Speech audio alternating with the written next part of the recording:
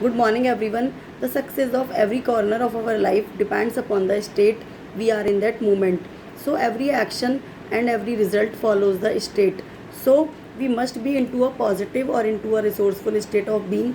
With that kind of state, we can achieve any kind of actions or achieve any kind of results we want to achieve.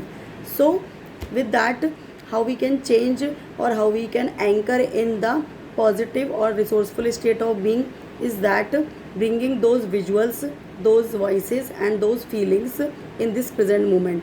For example, if we want to have a state of confidence in this present moment, so for that manner, just go into a memory when you achieved something so confidently, you did something so confidently.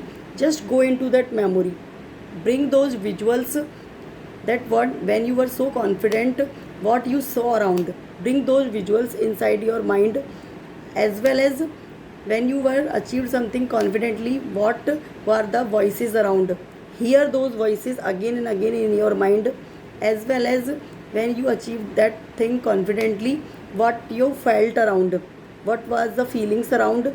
So feel those kind of emotions again and again inside your mind. So by anchor in into that state or into that memory, by going into the peak of this memory, you can anchor in the positive or the confident state of being.